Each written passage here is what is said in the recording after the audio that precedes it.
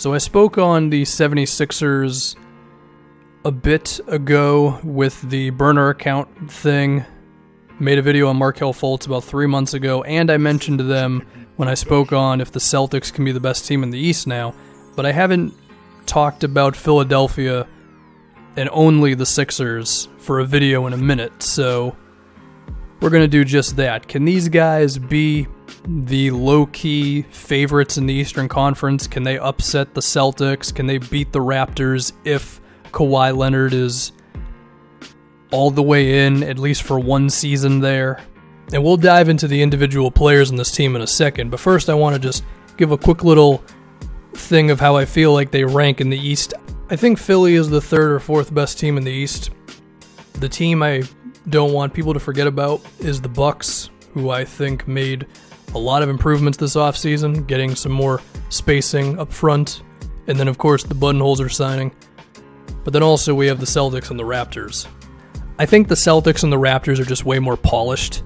Like, Embiid and Simmons, their ceilings are super high, I get it. And I do think they could make it very interesting against the Celtics and the Raptors in a 7-game series, but I think it ultimately comes down to Kawhi Leonard is perhaps one of the 5 best players in the league. Kyrie Irving is the 8th best player in the league. And I just think Simmons and Embiid, while they're climbing very quickly, I don't know if they're going to get to that level just yet.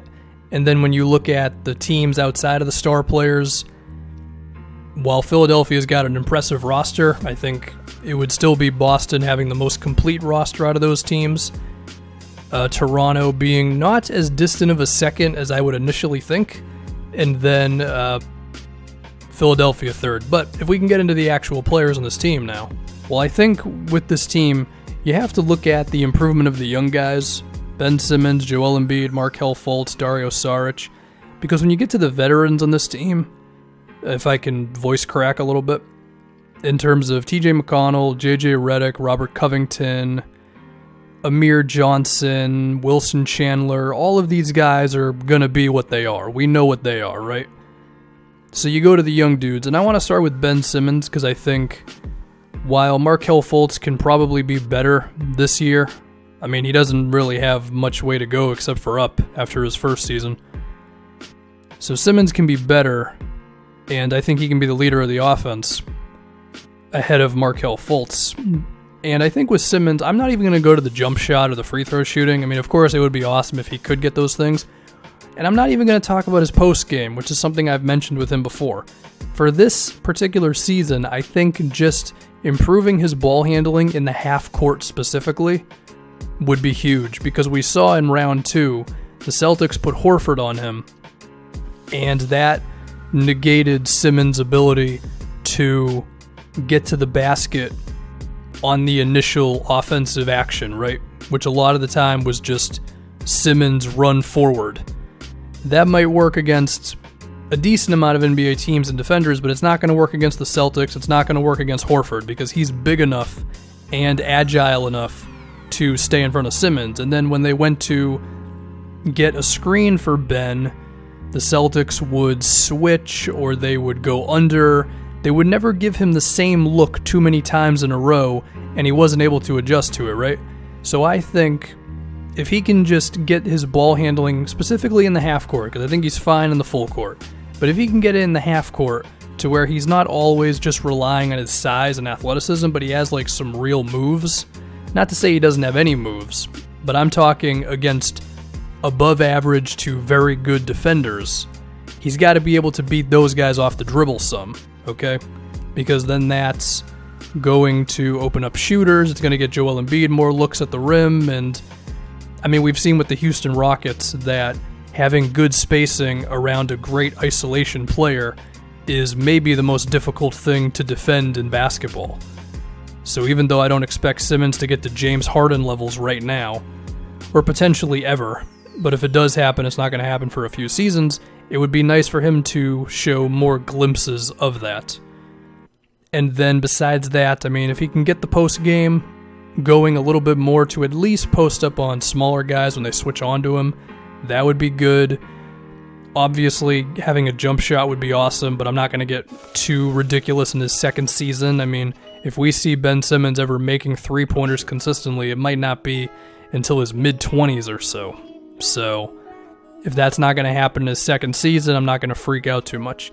Next, if we get to Joel Embiid, I think conditioning is the big one here because he was pretty gassed in that Celtics series, and it was tough. Like, he was asked to do a lot. He had to be the primary shot taker, the rim protector, but he also had to defend Al Horford, which means going out to the three-point line sometimes and defending pick and pops and defending pick and rolls, and it's tough to do that when you're someone like Embiid who just hasn't been able to put enough NBA time in.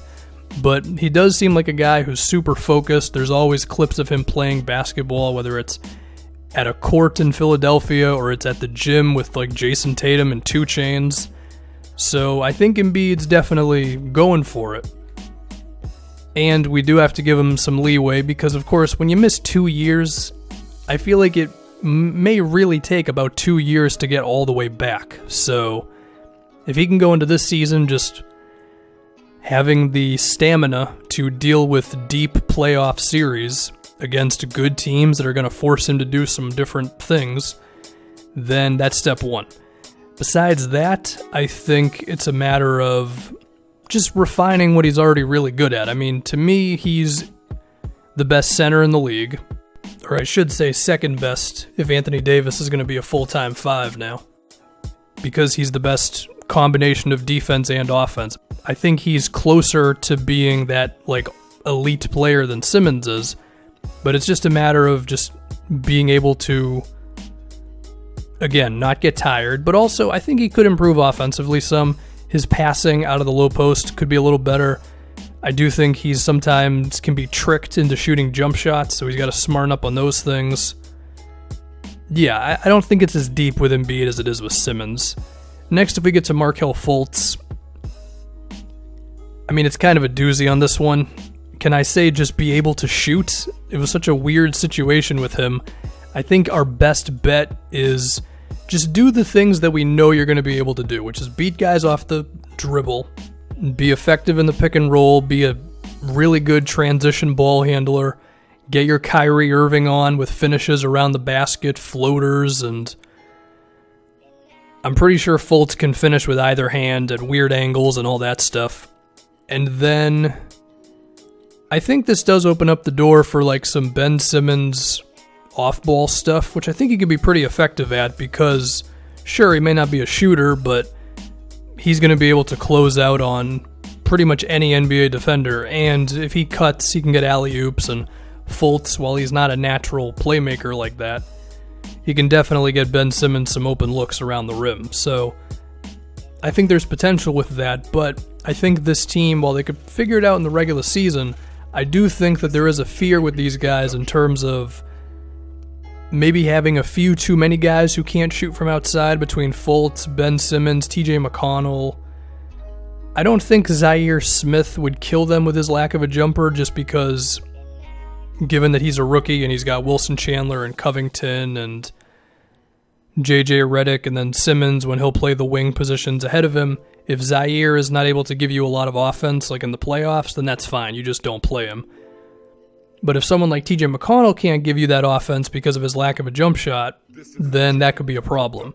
And I know TJ is a smart player, but if you've got like him and Fultz out there, and you still got to have Simmons out there, and you have Embiid, who's not the best shooter in the world, unless left totally wide open, that could be a problem. You're going to have to sprinkle in Wilson Chandler, Redick, and Covington a bit more, and